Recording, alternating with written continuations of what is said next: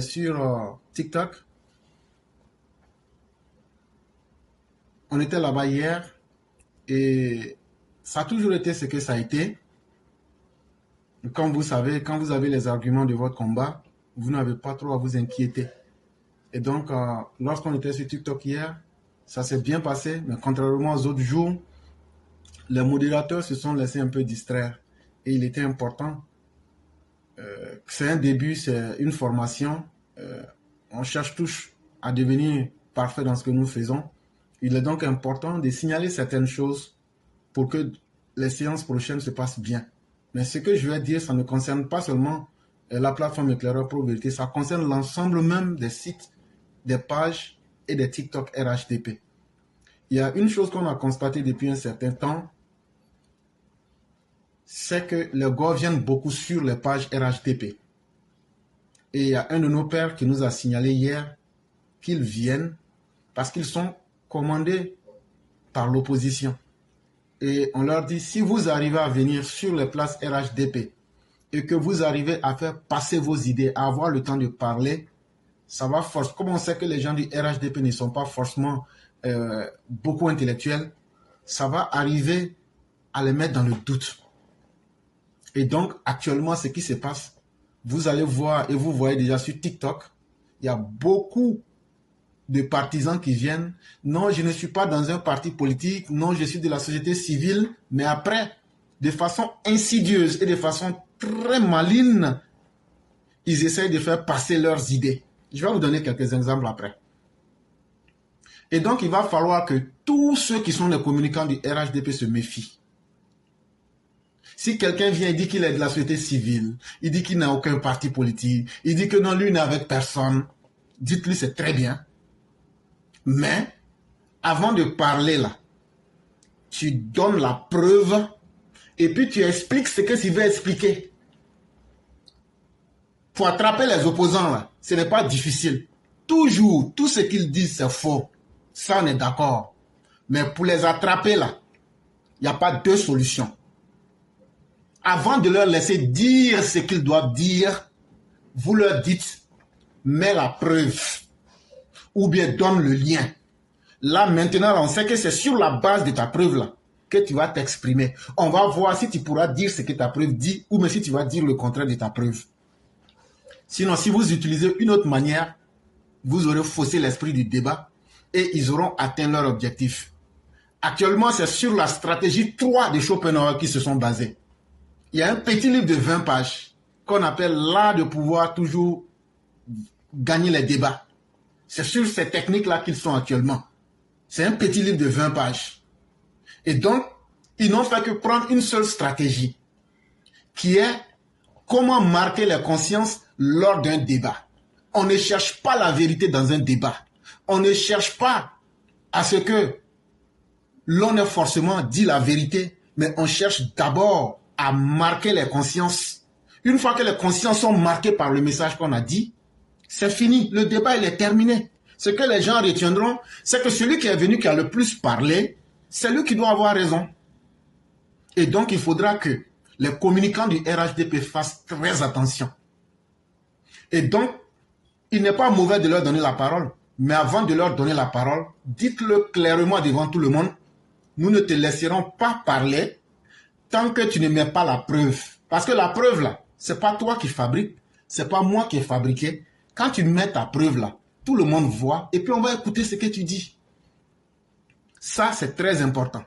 Parce que chaque fois qu'ils viennent sur vos différentes pages TikTok, ou bien YouTube, ou bien Facebook, après, ils coupent les parties et ils vont proposer ça aux gens de Tidiam Thiam. C'est Tidiam Thiam qui les a envoyés. Et ils disent, voilà, j'étais sur telle page, tel jour, voilà le boulot que j'ai fait. Et quand ils arrivent à faire ça, ils prennent ça et ils postent. Et vu que c'était sur des sites RHDP, ça confond nos militants. Donc, il faut beaucoup faire attention. C'est vraiment très important. La deuxième chose, ça c'est pour la classe Éclaireur Pro Vérité. Ceux qui sont des modérateurs. D'abord, le mot même l'indique. Modérateur. Il y a le mot modéré là-dedans. Le rôle premier d'un modérateur, c'est de calmer la tension. Un modérateur qui est là et puis tout le monde parle n'est pas un modérateur. Un modérateur qui est là et qui n'arrive plus à contrôler les gens, tu n'es plus un modérateur, tu es un assistant. Ça y est, toi-même tu es là, mais tu assistes. Tu es un visiteur. Et donc, un modérateur, comme le nom l'indique, c'est d'abord de maintenir le plateau selon sa volonté. De la manière, toi qui veux que le plateau soit là, tu dois être dur avec les uns et les autres. Tu dois être impartial dans ton jugement. Tu ne dois supporter ni l'un ni l'autre. Tu dois avoir une règle de conduite qui est claire. Ici, on ne parle pas dans le vide. Que tu sois RHDP, que tu sois tout ce que tu veux être. Quand tu viens sur n'importe quelle plateforme éclaireur pro vérité, on a le droit de te dire ce que tu dis là. Parce que nous sommes une école, nous sommes un centre de formation. Nous avons une cellule de réflexion. On ne parle pas sans laisser des traces. Or, pour parler et laisser véritablement des traces, il faut que la qualité de ce que tu dis doit être jugée. Et donc, pour juger la qualité de ce que tu dis, ça doit être à travers les preuves que tu donnes. Donc, avant de dire quelque chose, tu dis, selon tant, voilà la preuve ici, tout le monde peut aller vérifier. Parce que je peux avoir une vraie preuve, mais la manipuler. Comme je peux aussi avoir une fausse preuve, mais la faire passer pour une vérité. Et c'est pourquoi quand vous partez regarder les débats, après ce que je venais de dire, il y a des gars qui sont venus, ceux qui étaient là ont été témoins de ce que je leur ai montré. Non, vous n'allez pas parler. Et le désordre là, il n'y a pas une école pour apprendre le désordre. On est même plus fort en désordre que eux. Et je l'ai démontré encore hier pour leur dire non, ça ne passe pas. Et donc en réalité, à partir du moment où il y a confrontation intellectuelle entre des gens, c'est un débat, c'est un combat. Ça veut dire si on dit il y a débat là, on est assis, on va discuter là, c'est déjà un combat.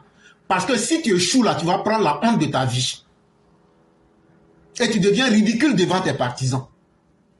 Donc, il y a toujours, lorsqu'il y a un débat là, dans une discussion là, il y a toujours une partie qui a recours à la violence, qui a recours au désordre et qui a recours à ce que la situation ne soit pas paisible. Et donc, c'est le rôle du modérateur de dire, c'est moi le modérateur. Voilà comment les choses vont se faire. Tu acceptes ou bien tu dégages. Aussi simple que ça. Et dans la classe éclaireur pro vérité, nos règles ne sont pas difficiles. Tu te comportes comme un ver de terre, on te crasera comme un ver de terre. Tu te comportes comme un ange, tu seras traité comme le meilleur des anges. Mais tout ça sur la base des preuves et du respect. Et donc les modérateurs doivent s'en faire à l'idée de maîtriser leur plateau sans état d'âme. Et quand on est modérateur, même quand on a une plateforme RHDP, on ne soutient pas le RHDP, on soutient d'abord la vérité. Et il faut la dire. Et en plus de cela, le modérateur doit faire l'effort d'amener ceux qui parlent à être le plus précis possible. Ça veut dire ce qu'ils disent là. Dès que tu sens que la personne est en train de violer les règles, tu ramènes la personne. On t'a posé une question. Hier, par exemple, sur 80 minutes, les modérateurs qui étaient Mère Binette et BSB n'ont pas été capables de recadrer les intervenants. En particulier, comment un individu que vous invitez sur un plateau, l'individu d'abord oublie que c'est lui qui a été invité et il arrive à s'imposer à vous. Et il arrive à vous dicter sa loi.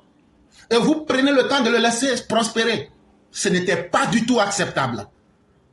Et ça a permis à l'individu de non seulement vous retirer du débat, vous retirer du sujet, mais ça lui a permis de vous amener là où vous voulez et il s'est joué de vous. Et après, il a insulté le président Ouattara, il a insulté les Ivoiriens et il s'est foutu de la gueule de tous ceux qui étaient là. Et ce n'est pas acceptable. Et je vous ai dit ça en direct que j'allais parler aujourd'hui pour vous dire que, en tant que modérateur, vous devrez être capable de maîtriser ceux qui viennent parler. On n'est pas contre quelqu'un, mais chacun vient, c'est une guerre de communication. Et les gens viennent avec plusieurs stratégies pour essayer de marquer les consciences. Et c'est en cela que ceux qui sont des modérateurs doivent être des personnes averties et qui ont vraiment le coup d'œil. Dès que quelqu'un parle, on ne peut pas accepter qu'il y ait des modérateurs et que l'individu qui est l'invité dise « je réponds aux questions que je veux et je ne réponds pas aux questions que je veux » et l'individu ne soit pas capable de répondre aux questions. Toujours, Il utilise des jolis mots, non, en fait, mon frère, ma soeur, et puis froup, il tourne, et puis il dit ce qu'il a envie de dire sans répondre aux questions. Il ne faudrait plus jamais que de telles choses se produisent sur la plateforme Éclaireur Pro Vérité. Ça, jamais. Nous ne pourrions l'accepter. Ce que je dis peut être dur, mais c'est pour que les choses soient claires. Nous sommes une école de formation. On ne peut pas permettre que notre plateforme serve à abrutir les masses. Cela est très important pour nous. Et donc, à l'avenir, ce que nous souhaitons, c'est que tous ceux qui vont prendre la parole, vous êtes les bienvenus. Mais quand quelqu'un prend la parole et que la personne veut dévier de ce qui a été établi comme règle, vous dites à la personne, réponds à la question. Une question qui doit être répondue par oui. C'est un oui. Et il faut faire avancer, c'est le rôle du modérateur de faire avancer le débat. Et c'est pourquoi hier, vous avez vu, les débats ont patiné sur des heures pour n'arriver à rien comme résultat. Parce que les modérateurs ne maîtrisaient pas les différentes personnes qui parlaient. Et donc, quand on n'arrive pas à canaliser quelqu'un et le mettre dans le débat, la personne se répand partout et ça devient du capharnaüm, ça devient de la cacophonie, alors que c'est de la symphonie que nous recherchons. Et cela est très important. Quand on pose une question et que l'individu veut ruser avec l'intelligence des autres, c'est le rôle du modérateur de dire, écoute, n'avançons pas. Tu veux répondre à la question. C'est une question simple de oui ou non. C'est une réponse qu'on peut donner en 10 secondes. Même si tu dois dire oui et faire des objections, tu peux le faire en moins de 10 secondes. Tu réponds ou tu ne réponds pas. S'il ne répond pas, ça veut dire que la personne cache ses faiblesses. Donc vous lui dites, on n'a plus besoin de votre participation. Puisque ici, là, c'est une école de formation où on est ouvert à toute forme de connaissance. Mais toi, si tu n'es pas capable de répondre par un oui, ou bien par un non, est-ce que Michel Gbagbo a été bien élu? Ou bien est-ce que Michel Gbagbo a été mal élu? Puisque la CEI, c'est ce qui vous fait chaud et froid maintenant. Quand l'individu n'est pas capable de vous dire Michel Gbagbo a été mal élu, ou Michel Gbagbo a été bien élu, c'est qu'il n'y a plus de temps à perdre. Vous lui dites, quand tu auras la capacité d'être plus sérieux envers soi-même, tu pourras revenir. Mais entre-temps, il faut qu'on fasse évoluer les débats. Et aussi, dans les débats aussi, sur la plateforme TikTok, prenez le temps de ne pas laisser les gens trop prospérer. 5 minutes pour faire passer une idée est suffisante. Il y a des gens qui ont attendu pendant 40 minutes, 50 minutes sans avoir la parole. Ça casse la dynamique du débat. Ça casse la dynamique de la diversité. 5 minutes, voire 3 à 5 minutes sont suffisantes. Il y a beaucoup de personnes qui voulaient monter, qui n'ont pas l'occasion. Quelqu'un qui veut faire passer une idée, c'est un débat public. On ne peut pas lui donner 25 minutes. C'est trop long. Entre 3 et 5 minutes, c'est suffisant. Puisqu'on ne te demande pas de rédiger un mémoire de PhD. On ne te demande pas d'écrire un doctorat. Et tu n'es pas le seul. Donc là, quand on te donne la parole là, en 3 minutes, voire 5 minutes, c'est suffisant. Si tu n'arrives pas à te structurer à dire ce que tu as à dire, on passe la parole à quelqu'un d'autre. Puisque l'objectif, ce n'était pas de venir d'abord de faire une présentation. L'objectif, ce n'est pas de venir faire une présentation. Si l'objectif, c'est qu'on a besoin de quelqu'un pour faire une présentation, on peut lui donner 1 heure, 2 heures du temps. Ou même 40 minutes, 50 minutes. Et donc ça aussi, ça tue la motivation des gens qui voudraient participer, mais vu que les temps d'attente sont longs et pas du tout régulés, parce que certains parlent pendant 40 minutes, certains parlent pendant 5 minutes, certains parlent pendant 2 minutes, et aussi, lorsque les gens veulent prendre la parole, lorsqu'un intervenant est en train de parler, les modérateurs doivent beaucoup faire attention. Parce que souvent, l'individu est presque à la fin de sa parole. Et il y a quelqu'un qui vient demander qu'il veut couper la parole pour dire quelque chose. Ça mélange beaucoup les débats. Si la personne, soit on va avec les 3 ou 5 minutes, et après ceux qui veulent faire des observations, on leur donne 1 minute pour faire leurs observations, mais le temps de parole est toujours maintenu et on avance rapidement. Sinon, ça crée aussi beaucoup de désordre et ça fait que finalement, on a dit beaucoup de choses, mais c'est désordonné, les gens n'arrivent pas à retenir quelque chose. Donc voilà autant de choses qu'il faut corriger pour en arriver à un débat sain, à un débat productif pour que les uns et les autres puissent apprendre beaucoup. Et donc il y a une autre information qu'il faut faire passer. Il y a un de nos éditeurs qui s'appelle le doyen Djerasouba. Il vit aux États-Unis depuis 40 ans. Et il a laissé dans le inbox le message à l'attention de tous les EPV. Bonjour, cher frère éclaireur. J'espère que tu vas bien. Merci pour tout le boulot que tu fais pour notre pays. Merci pour le joli nom que tu as donné au jeune Wolof, Chaka Dian. Ça nous va droit au cœur. J'ai eu des échos hier du côté de ma région Boundiali et Korogo, les 90% ont aimé ce nom attribué à Tidiane Thiam. J'ai eu beaucoup de coups de fil pour ça. Mon éclaireur, frère, de par ma voix, Boundiali te dit merci, Odiene te dit merci. Et donc, chers EPV, voilà encore une démonstration du fait que vous faites du bon boulot. Ce n'est pas toujours facile et nous sommes dans un monde où il faut toujours apprendre. Mais désormais, apprenez à appeler Tidiane Thiam Chaka Dian. Puisqu'il veut maintenant faire la politique, il est devenu le président d'un parti politique, il faudrait bien qu'on lui donne un nom local, comme le fils d'Agatha Modio. Et donc, il aura eu son nom qui est Chaka Dian. Comme ça, ça pourra lui permettre d'aller conquérir aussi les voies du Nord, ce qui sera encore chose très intéressante. Et donc, pour en revenir au débat TikTok d'hier, l'individu qui s'est fait passer, parce qu'il y avait une question, les coups d'État sont-ils positifs ou pas? L'individu, pendant, comme je le disais, plus d'une heure du temps, s'est joué du public et après il a insulté le président Ouattara. Tout le monde a été témoin et de beaucoup de choses pas du tout intéressantes. Et comme je l'ai dit, ça a été la faiblesse des modérateurs. Parce qu'ils n'ont pas pris le temps d'analyser, de comprendre, d'anticiper. Mais ce n'est qu'une fois, on espère bien que les uns et les autres vont se ressaisir. Parce que la conséquence que ça a eu, c'est que ça cassait la motivation et les gens partaient, voilà, parce qu'on se disait c'est pas la peine. Alors que la question était simple. Il suffisait de venir montrer, depuis qu'on fait les 214 coups d'État en Afrique, là, ça a apporté quel bénéfice? Mais les modérateurs ont laissé l'individu leur prouver qu'il y a des coups d'État révolutionnaires et il y a des coups d'État manipulés par la France. Mais c'était le rôle du modérateur de dire, hey, écoute, nous ne sommes pas des idiots. Qu'un coup d'État soit fait par la France, qu'un coup d'État soit fait par le bon Dieu, ou qu'un coup d'État soit fait par Che Guevara, les révolutionnaires, nous, notre problème là, ça a apporté quoi? Ça a apporté quoi comme bénéfice? C'est ça, on te demande. Bénéfice, là, ça veut dire ce qui arrange tout le monde, là, et puis tout le monde dit vraiment, ce coup d'État, là, ça nous a amené ici, là, voilà les bénéfices, là. C'est au modérateur de recadrer l'individu. L'individu ira même plus loin pour dire comme ça que les conventions permettent la libre circulation des individus et que c'est au nom de cette réalité-là que les gens ont le droit de se pavaner dans l'Afrique de l'Ouest et dans les pays comme la Côte d'Ivoire et que le jour que la Côte d'Ivoire voudrait interdire aux ressortissants des pays de l'AES ne plus circuler, que la Côte d'Ivoire peut, en tant qu'État libre, se donner le choix de l'interdire. Mais ce que l'individu oubliait, et je le dis et je le répète, les modérateurs n'ont pas du tout prêté attention. Parce qu'on est en train de dire les conséquences des coups d'État. Et on parle de libre circulation. L'individu prend la libre circulation comme un droit naturel.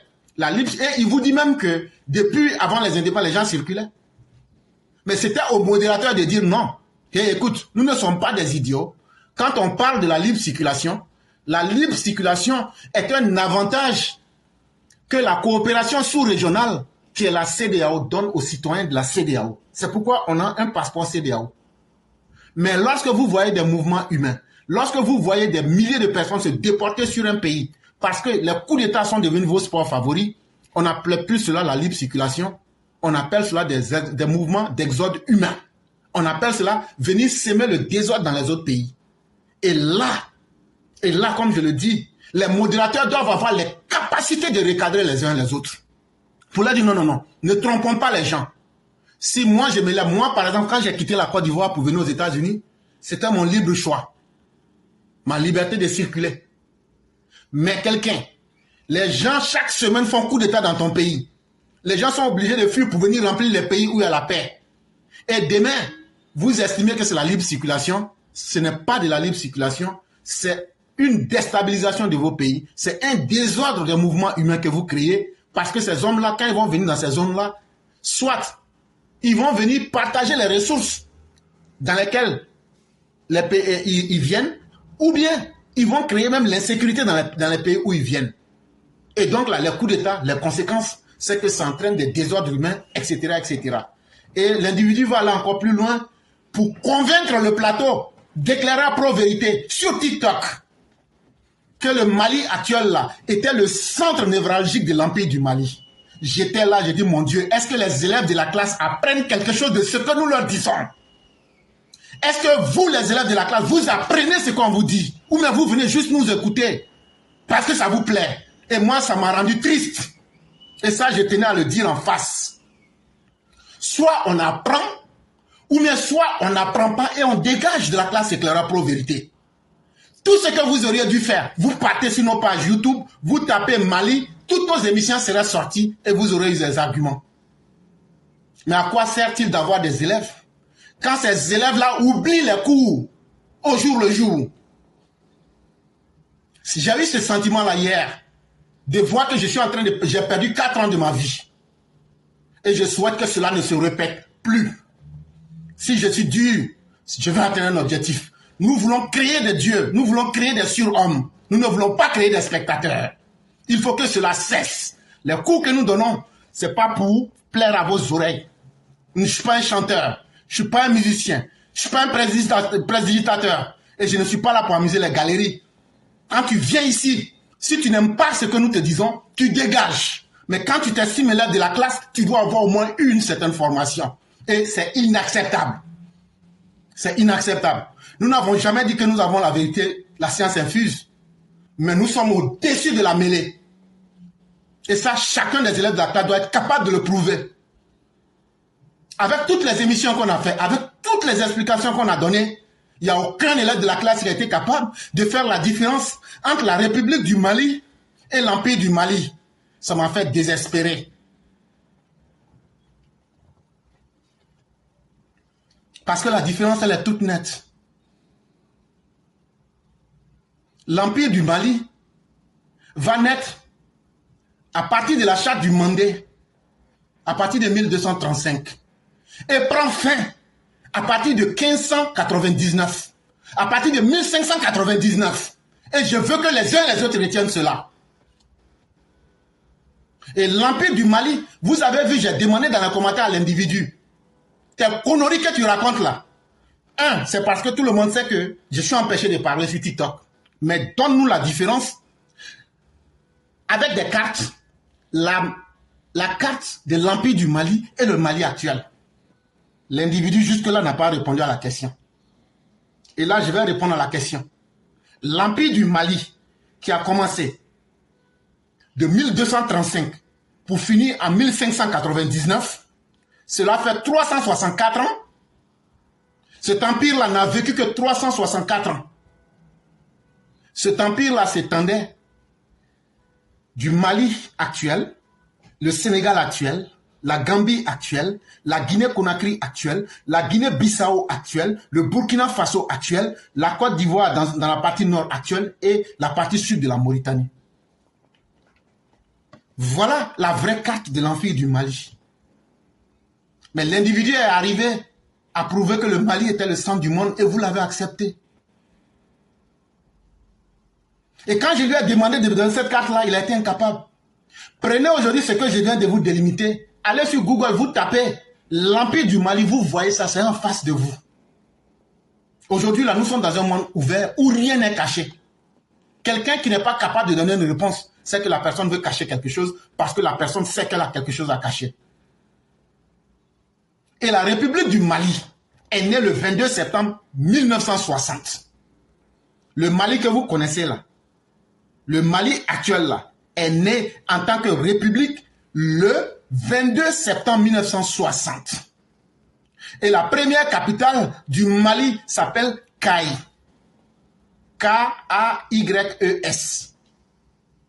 Et plus tard, la deuxième capitale sera Bamako, qu'on appelait à l'époque Bamako sous bois. Et Kay cocotte minutes à cause des températures extrêmes. Et donc, ne laissez pas les gens se jouer de vos esprits. Parce qu'ici, là, ce qu'on vous donne là, c'est du travail profond que nous faisons. Et nous disons toujours, nous mettons quiconque au défi. Mais quand le maître peut dire à ses élèves, allez, j'ai confiance en moi-même, mais que les élèves vont l'humilier, il a le droit de désespérer. Et il faut que cela cesse. Il faut que cela cesse. Il suffisait de revoir les cours. Il suffisait de revoir le travail qui a été fait pour ramener les uns et les autres à tenir. Parce que ce qu'ils veulent faire croire à la fin, c'est de vous nier vos origines et de créer un imbroglio pour se jouer de vous à la fin. Et nous autres ne pouvons pas accepter cela. Et l'individu a même à dire que le Mali actuel était le centre névralgique, était le cœur de l'empire du Mali. Mais je lui ai posé une autre question. Qu'est-ce que Niani? Niani là c'est N-I-A-N-I. Si tu arrives à me dire c'est quoi Niani, on va voir si ce que tu dis est vrai ou faux. Il n'a pas répondu. Mais Niani c'est quoi? Contrairement à ce que l'individu voulait faire croire, Niani là, c'était la capitale politique et religieuse de l'empire du Mali. Mais Niani n'était pas situé dans le Mali actuel, ni dans l'empire du Mali, je vais dire comme lui le pensait. Niani a toujours été une ville qui est située à Kankan. Kankan qui se trouve dans le nord-est de la Guinée actuelle, la Guinée-Conakry. Quand tu arrives en Guinée-Conakry, que tu vas dans la région qu'on appelle Kankan, quand tu arrives à Kankan, il y a une rivière là-bas qu'on appelle Sankarani. S-A-N-K-A-R-A-N-I. Sankarani. Tu dis, je suis à Kankan, le village de choses là, de Souhait de Paris là. On te dit oui. Maintenant que tu es arrivé là, tu demandes, quand on dit il y a une rivière ici qui s'appelle Sankarani, on va te dire oui, oui. On va te dire non, c'est à 29 km là-bas là. Tu vas à 29 km là. Quand tu vas là, tu vas voir la rivière là. La rivière là, quand tu es arrêté là, faut demander c'est où le côté gauche de la rivière là. Le côté gauche là, c'est à partir de là-bas que commençait la capitale. C'est là-bas que se trouvait la capitale de l'empire du Mali. Et on appelait ça Niani. Et cette capitale, comme je le dis, politique, c'est là-bas que se prenaient les décisions politiques. Mais en plus, c'était aussi le centre religieux.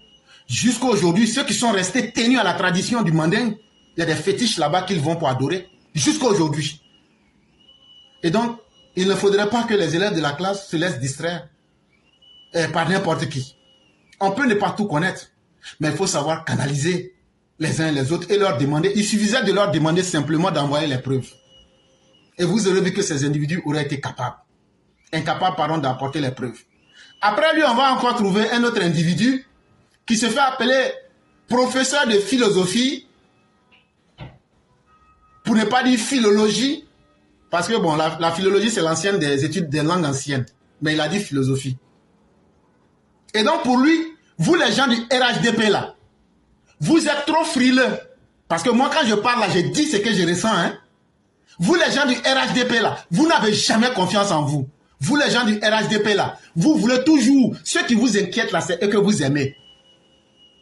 Alors que nous, on vous sort les vérités qu'on vous donne. Mais si vous n'avez pas confiance en vous-même, c'est que c'est un combat qui est perdu. C'est que vous désavouez le président Ouattara. C'est que vous n'avez pas confiance au président Ouattara. L'individu vient, chaque fois qu'ils viennent, ils ont cette stratégie-là. Non, je suis de la société civile.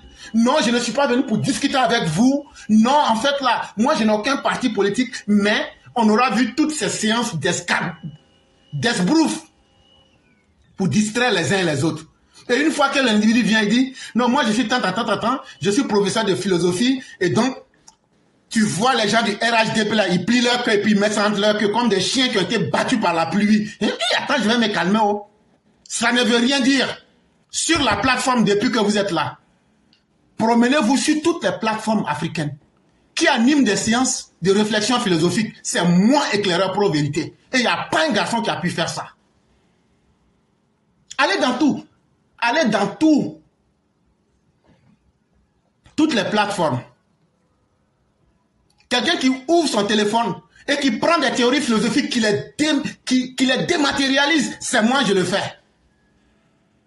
Et vous, hier, vous laissez impressionner par quelqu'un qui dit, non, je suis professeur de philosophie. On ne reconnaît un homme que par le travail qu'il a fait. Qu'est-ce qui aurait pu vous impressionner? Et le terrain a été donné à l'individu de convaincre l'auditoire que la transformation des produits agricoles, notamment le cacao, depuis les indépendances est à 20%. Ce qui est une affabulation, ce qui est un mensonge, ce qui est une non-réalité.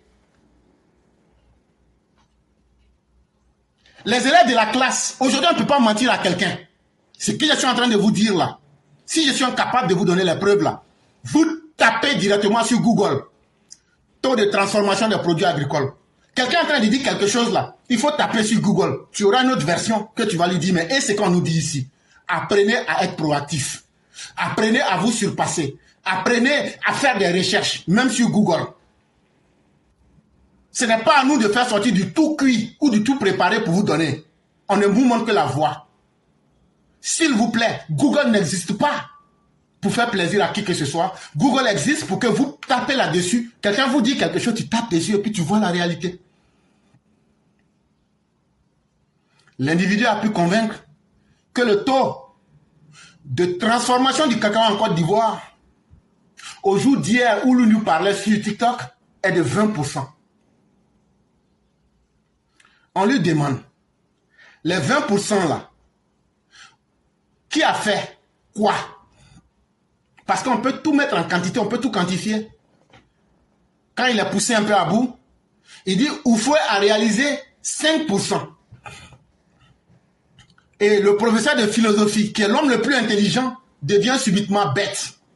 Il oublie que, il y a la logique interne, si Oufoué a pu faire 5%, Bédi a pu faire combien? Gbagbo a pu faire combien? Et le président Ouattara a pu faire combien? Question simple. Le professeur de philologie ou de morphologie ou encore de je ne sais quoi géologie n'est pas capable de répondre. Parce qu'en réalité, ce qu'il disait être, il ne l'est pas.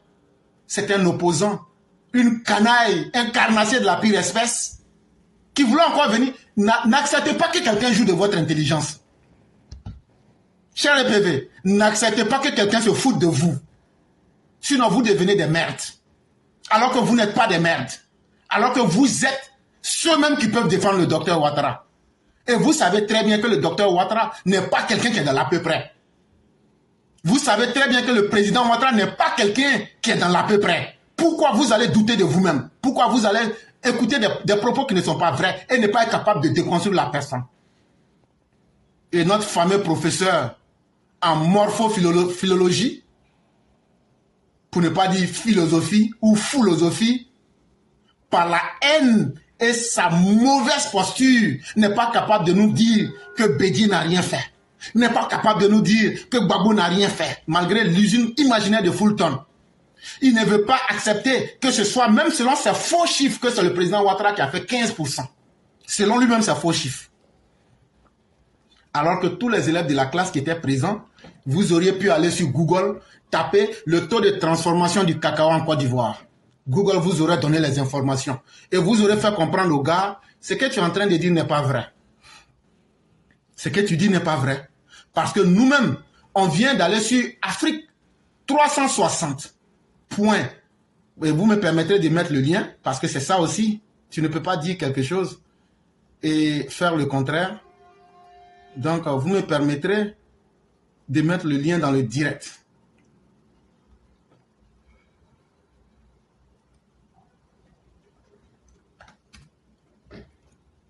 Et donc, je viens de mettre le lien dans le direct. J'ai fait une deuxième fois et une troisième fois. Et comme ça, il suffisait d'aller. Quand vous allez là-bas, vous allez voir. Je vais sortir l'article pour vous le lire avec tous les détails. Il suffit de taper sur le lien. C'est un article d'Afrique 360 qui est sorti le 15 juin 2023 à 10h09. L'article a été écrit par Kofi Gabriel et l'article s'intitule Côte d'Ivoire en 2022, la transformation locale du cacao a atteint 40% de la production. Est-ce que ce qu'on vient de faire là, est-ce que ça c'est quelque chose d'extraordinairement difficile? Tout le monde aurait pu faire ça, chers EPV. Apprenez un peu à vous surpasser. Quittons dans la paresse. Il y a des choses là, quand quelqu'un vous dit là, allez sur Google, vous tapez.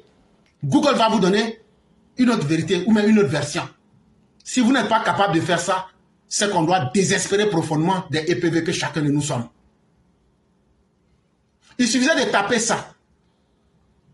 Et lorsque vous aviez tapé cela, ça vous sortait les renseignements les plus proches de la vérité en tout cas. Puisque comme je le dis, il n'y a pas de vérité absolue. La vérité d'hier nuit peut devenir un mensonge ou bien une demi-vérité. Mais laisser le mensonge prospérer par notre propre paresse, c'est encore la chose la plus inacceptable. Et donc, dans cet article, que je vais lire quelques lignes, j'ai mis le lien. La politique d'industrialisation qui passe par la transformation des produits agricoles locaux se poursuit et enregistre des résultats probants. Le taux de transformation locale du cacao a atteint 40% de la production contre 31% en 2017. L'objectif est d'atteindre 100% à l'horizon 2030. La Côte d'Ivoire est le premier producteur mondial de fèves de cacao.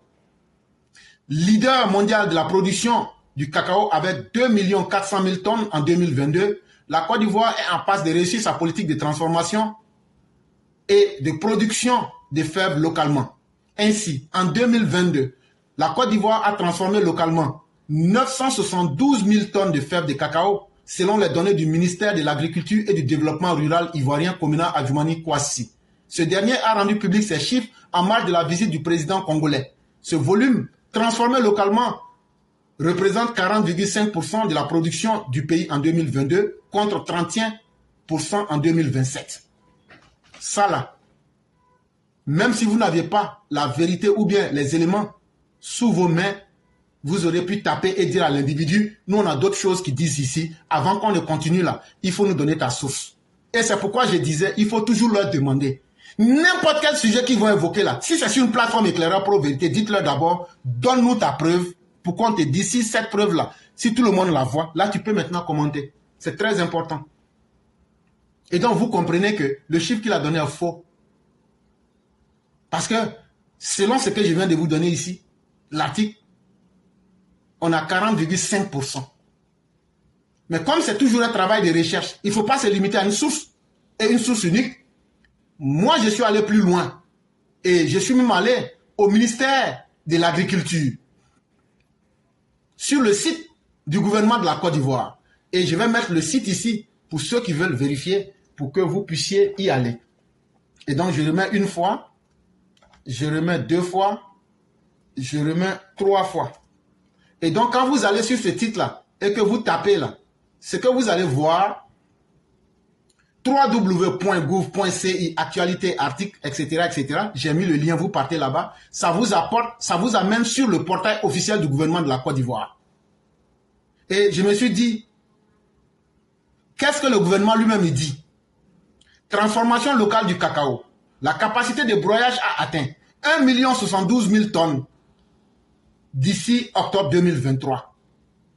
Et quand vous partez là-bas, vous voyez que les chiffres sont proches. Puisque dans le chiffre, sur le site du gouvernement, sauf erreur de ma part, si l'information n'a pas été vérifiée, puisque nous ne sommes pas encore en 2024, on n'a pas fini, eux ils disent que le taux de transformation pour l'instant est de 33%. Mais ce qui était important que je voulais prouver, c'est que ne vous laissez jamais impressionner par le mensonge. Ne soyez jamais reclus. Cherchez la vérité. Libérez-vous. Il aurait suffi qu'un EPV prenne le temps de taper sur Google là. On aurait découvert ça pour lui dire ce que tu dis là c'est faux. C'est faux. Avant de continuer, malgré ton savoir en philosophie, tu es un menteur. Donc là, on ne peut plus discuter avec quelqu'un qui ment. Sauf que tu nous apportes des données qui prouvent que ce que nous disons est faux. Et donc, quelles que soient les deux données que je prends, on est entre 40% et 33%. Quand on fait l'addition, ça nous donne 77%. Et donc, par estimation, nous sommes à 35%, plus ou moins, de taux de transformation du cacao en Côte d'Ivoire. Et donc, voilà autant de pièges qu'il faut éviter. Et après, on aura vu un autre encore qui est venu et qui avait voulu discréditer la CEI. Et qui a commencé d'abord à dire que non, les élections ne sont pas tant. Et il faut vite comprendre ceux avec qui. Et je lui ai dit, mais si les élections ne sont pas transparentes, là, j'ai pu maintenant trouver une autre méthode. Comme vous m'avez bloqué sur TikTok. Donc, j'ai dit à la mère Sali, il faut me prendre sur Messenger et puis tu mets sur Muet. Tellement colère voulait me tuer hier. Et quand on a fait ça, ça a réussi. Et l'individu voulait encore se jouer de nous. Ça, c'est un autre encore. Et nous faire comprendre que les élections ne sont pas crédibles en Côte d'Ivoire. Et je lui pose une simple question. Les élections ne sont pas crédibles en Côte d'Ivoire. Il dit oui. Il dit ok. Bon, Michel Gbagbo, là, il a été élu comme député à Yopougon ou pas. Il fait comme il n'entend pas avec ses oreilles d'âne là. J'ai dit, Michel Gbagbo, qui est député là. Et puis il y a beaucoup de députés PPACI qui sont à l'Assemblée là. Est-ce que leur élection est contestable ou n'est pas contestable? Puisque tu dis que les élections ne se passent pas dans de bonnes conditions. L'individu ne veut pas répondre à la question. En tout état de cause, est-ce que cette réponse-là, ça a besoin d'aller tourner pour revenir? Tu dis oui, et maintenant, si tu as des observations à faire, tu dis voilà. Ou bien tu dis non, et puis on avance. Mais il dit, lui, il ne va pas dire non, il ne va pas dire oui. C'est là, moi aussi, je dis, tant que tu ne donnes pas la réponse là, tu ne vas pas parler. Tu ne vas pas parler. Et donc là, le désordre que tu veux là, et puis votre stratégie, on va vous laisser, et puis vous allez venir vous dire vos conneries là, et puis allez maintenant couper la partie là pour aller chercher votre argent là. C'est pas sur notre plateforme que vous allez faire. Et je lui ai dit, à partir de maintenant là, je vais être encore plus ferme avec les opposants et les gors. 1, vous apportez la preuve. 2, vous donnez vos explications. Et ça s'arrête à ça. 3, on vous pose une question pour faire évoluer le débat. Vous voulez nous perdre en temps. On vous fait descendre et on passe à autre chose. Parce que ce que je dis là, si tu estimes que les élections se passent dans de mauvaises conditions, c'est que celui qui organise les élections, c'est lui qu'il faut plaindre. Et donc, si les élections se sont passées dans de bonnes conditions, de la même manière qu'elles se sont passées dans de bonnes conditions, et puis Michel Gbagbo et puis les gens du PDC, PPAC sont devenus députés là. C'est dans ces mêmes conditions là aussi que on les a reconnus comme députés. Mais si les élections se sont mal passées, ça veut dire que vos élus là ont été mal élus.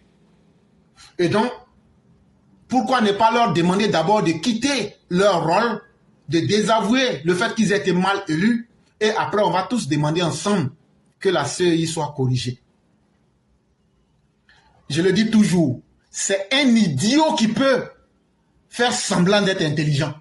Mais un homme intelligent là peut faire semblant d'être un idiot parce qu'il veut apprendre d'autres choses. Mais un idiot là, même quand il fait semblant d'être intelligent là, il ne sera jamais un homme intelligent. Cher EPB, vous avez les arguments qu'il vous faut. Vous avez tout ce qu'il vous faut. Seulement réveillez-vous de votre sommeil. RHDP, réveillez-vous de votre sommeil. Ce ne sont pas les autres qui doivent déterminer votre place. Vous ne connaissez rien. Bon, eux qui ne connaissent rien là, toujours quand ils sont venus ici, j'ai coupé leur queue devant vous. Sur cette plateforme-là, Sundiata a coupé leur queue ici. Vous êtes allé à quel débat? Et on a perdu devant vous. Mais vous êtes convaincus que vous ne valez rien, vous les RHDP. Vous êtes convaincus que vous ne valez rien. Et vous acceptez cela. C'est triste. Il faut que vous changiez cette condition. Même si tout le monde ne vaut pas la même chose, ceux qui sont parmi vous, notamment le président Ouattara, notamment moi et ceux qui sont là, les intellectuels qui sont là, depuis quand vous nous avez vus être laminés dans un débat? Mais après ça, on ne peut plus rien faire pour vous. Si le président Ouattara ne vous suffit pas, si les intellectuels du président Ouattara ne vous suffisent pas, si les communicants que nous sommes ne vous suffisent pas, on ne peut rien faire pour vous. Et donc, allez prendre vos cartes de militants PPACI, allez prendre vos cartes, et puis vous serez à l'aise avec eux là-bas. Et nous, ça va nous permettre de passer à autre chose dans nos vies. Ça, c'est important. Il faut que le militant RHDP se réveille. Aujourd'hui, là, nous n'avons rien à envier. De la même manière qu'aucun parmi les présidents de la Côte d'Ivoire ne peut se comparer au président Ouattara. C'est comme ça qu'on les a matés devant vous. Mais vous continuez à leur faire confiance. Et là, on ne peut rien faire pour vous. Un malade qui veut mourir là, on ne peut que le laisser mourir. Parce qu'on ne vous a jamais parlé ici sans vous donner les preuves. Je n'ai jamais parlé ici depuis 4 ans. Quand je dis quelque chose, que ça ne vient pas de moi-même, je vous donne la source. On n'est pas là pour faire notre propre promotion, pour dire que non, on connaît quelque chose. On apprend toujours de quelque chose ou même de quelqu'un. Mais quand on vous donne les armes, que vous ne savez pas les utiliser, en ce moment, on ne peut plus rien faire pour vous. Et c'est très important. Et surtout sur les plateformes Éclaireur Pro Vérité, on ne va plus accepter ni le désordre, ni la faiblesse. La faiblesse ne se tolère pas. Et c'est pourquoi je suis dur avec nos modérateurs. Mettez-vous dans vos habits de modérateurs. Faites évoluer le débat. Quelqu'un, on lui pose une question simple, il ne veut pas répondre. C'est le rôle du modérateur de dire tu réponds ou bien tu ne réponds pas. On fait passer parce qu'ici, il faut qu'on évolue.